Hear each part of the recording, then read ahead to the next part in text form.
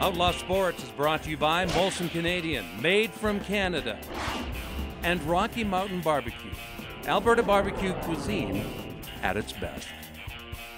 Before today's segment, we want to give you a chance to win a real cool prize. All you have to do is follow us on Twitter and Facebook. Join now for your chance to win an autographed Doug Gilmer Flame jersey, the real leader of the '89 Flames Cup-winning team, the club's best-looking jersey. Join us on Twitter and Facebook to win. It's that easy. Another thing over the weekend, Grant, the trade stuff all finally filtered through. First, let's deal with Mike Cammalleri and talk about him and what he's bringing to the team. Scores a goal the first time out. What a weird game as far as line juggling and everything. Finally got back on with Jerome, a little faster than what most people thought. Overall, Grant, we haven't talked since the trade. Your thoughts on it and what you think will the Flames benefit from? Everyone's getting pretty excited about making the playoff run. Can one guy make a difference? I think he can make a difference. I think it's a short-term thing. I've thought a lot about this trade, and I'm a little disappointed, but now I've changed my whole game plan on how I think the Flames operate. I think Mike Cammalleri is going to help the Flames. They're better with Cammalleri than they were with Rene Bourque. I truly believe that. He brings more to the table. Not as physical, but more ammunition for the Flames to score goals, better power play with him. My concern now is Alex Tanguay. Would they have been bringing Cammalleri in if Tanguay was not going to be on the shelf for a long time? So I'm glad they made the trade for now. My concern is they gave up a second-round pick and a prospect in Patrick Holland, who plays for Tri-City Americans, to Montreal for Rene Bourque. I thought Jay Feaster, when he took the job over a year ago, was not going to trade assets anymore. He was not going to trade prospects and draft picks. He's already, right now, as we look at it right now, the Flames don't have a second-round pick this spring, don't have a second-round pick in 2013. That, to me, he's going against his word. So, this whole trade... Quality, you have to give out quality to get quality, though, Grant. But I thought this team was not going to trade assets because they were looking down the road to be stronger in a couple of years. So that raises another point for me, which now, Mike, I will no longer say, I promised Tyler, I promised everybody on the crew, the Flames should not trade Jerome McGinley. I will not say that anymore, okay? Because this trade to me tells me it's a Jerome McGinley trade. They're getting players that Jerome wants, that Jerome's played for, that helps the team be better now, not 2 years down the road. So I clearly believe the Flames are going to make a concerted effort, not trade anybody and make the playoffs.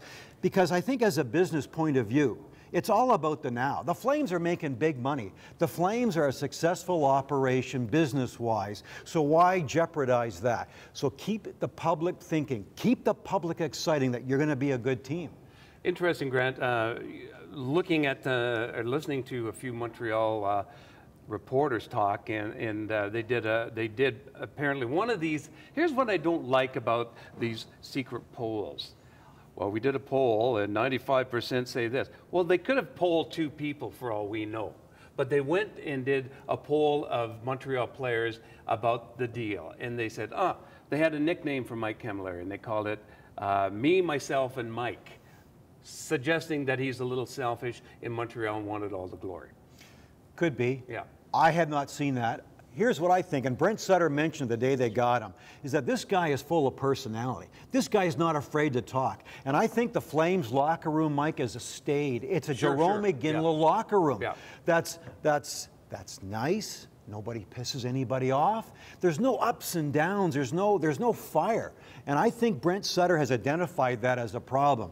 And I think Mike Cammalleri, for reasons that maybe his teammates in Montreal admitted to, is a bit of a me guy, but he's not afraid to talk. He's not afraid to get in your face and say something. Yep. He's not like he did in Montreal. Bunch of losers. Or loser mentality, he exactly, said. And, but he did say we. Yeah. He says we're playing with a loser mentality. Yeah. So I think that personality, I don't disagree with the Montreal Canadiens, but I think around Jerome McGinley, around Craig Conroy, who's still a big part of this team, who he respects, Mike respects, I think that personality is what the Flames need. So that me kind of guy, not afraid to say anything, is what the Flames need. And Montreal, they can justify it in whatever way they want. I think that a lot of that trade was predicated on those on those statements. Now they're getting a guy named Rene Bourque, who in his first game against the Rangers takes another questionable hit.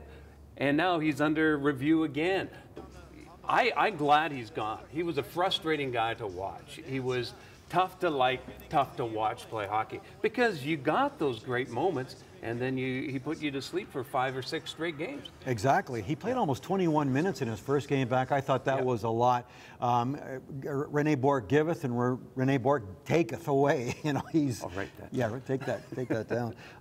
So I agree. Yep. I think Jay Feaster did a good job getting Rene Bourque. To me, when he elbowed Nick Backstrom of the Washington, I think they play them this week, Well, that's I the believe. whole thing. Payback is a bitch. This week There was not going to be a payback because they wouldn't have seen Washington. I think they have to play him three or four times yet. So maybe, conspiracy theory, Washington engineered this trade so Rene Bourque could be in the East. Oh, I think the is a Flames bitch, made a good move getting him I do. out of the team, but I am surprised they made this deal to put $3 million more dollars a year on the payroll. That's the only question mark here. Can I just sum up this whole Sure. thing, what I think is going to happen?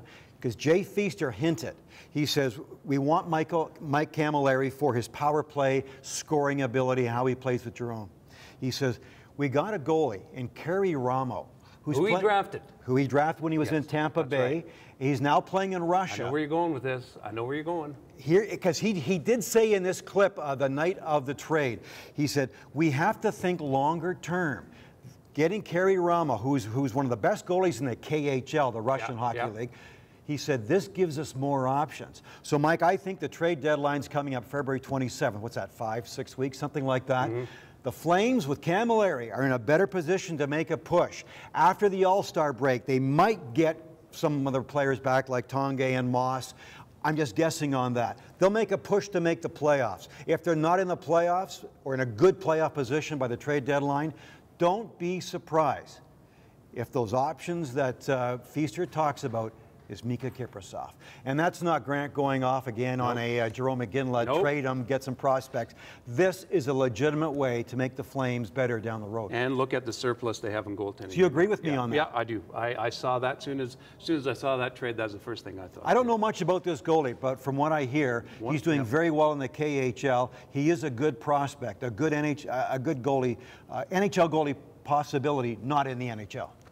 Tired of going to redneck barbecues? Well, you better call Rocky Mountain Barbecue. Alberta barbecue cuisine at its best. Great tasting food, clean and efficient service. Check us out online or call Rocky Mountain Barbecue.